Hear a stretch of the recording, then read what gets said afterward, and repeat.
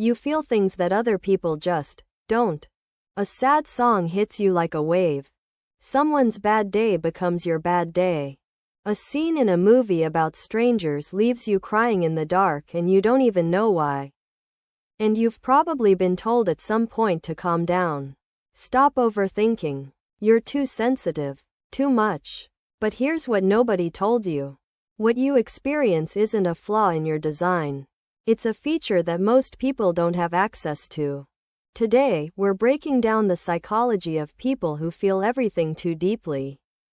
Researchers have identified a trait called sensory processing sensitivity, first studied by psychologist Elaine Aron in the 1990s. She found that roughly 15 to 20% of the population is born with a nervous system that processes stimuli more deeply than average. Not better or worse, just deeper. She called these people highly sensitive persons, HSPs. Their brains show more activity in regions associated with awareness, empathy, and complex decision-making. Brain imaging studies confirm it. The HSP brain is doing significantly more work per second than the average brain. More processing, more cross-referencing, more emotional layering.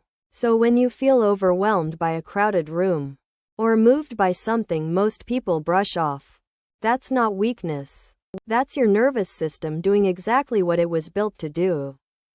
But here's where it gets complicated. Feeling everything deeply is a gift that comes wrapped in something sharp. Because when you feel joy that intensely, you feel pain that intensely too. A harsh word lands harder. A disappointment sits longer. A rejection doesn't fade by morning. It follows you for days, picking up things that have nothing to do with it.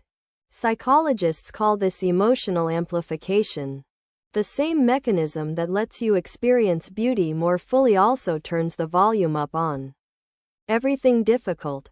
You can't selectively mute the bad stuff. The dial doesn't work that way. And society, for the most part, isn't built for you. We live in a world that rewards speed, detachment, efficiency. Get over it. Move on. Don't take it personally. All of it advice designed for people whose nervous systems run on a completely different frequency than yours. So what do most deeply feeling people do? They adapt. They build a public version of themselves that functions, that jokes, that holds it together. And then they feel everything privately, quietly, in their own space where it's safe. This creates what researchers call emotional dissonance. The gap between what you feel and what you show. And living inside that gap is exhausting in a way that's almost impossible to explain to someone who's never experienced it. But here's what's fascinating. That same depth is what makes deeply feeling people extraordinary at the things that actually matter. They pick up on things others miss. A shift in someone's tone. A tension in a room that nobody's acknowledged yet. A friend who says they're fine but clearly isn't. Deeply feeling people are natural emotional translators. They read what isn't being said. Research shows they score significantly higher in empathy, creativity, and conscientiousness. They notice beauty in places most people walk straight past. They form connections that go below the surface because they're incapable of staying on top of it. But here's the part nobody talks about. Some people who feel everything too deeply didn't start out this way. Or rather, they were always sensitive, but early experiences taught them that feeling was dangerous. Emotionally unavailable parents. Environments where vulnerability got punished. Relationships that used their openness against them. For these people, feeling deeply isn't just biology. It became survival. A way to stay one emotional step ahead of whatever was coming next. Always scanning. Always processing. Always prepared for the shift. And if that's you, it's worth sitting with that. Because there's a difference between depth that comes from being fully alive and depth that comes from never feeling safe. The good news is neither version needs fixing.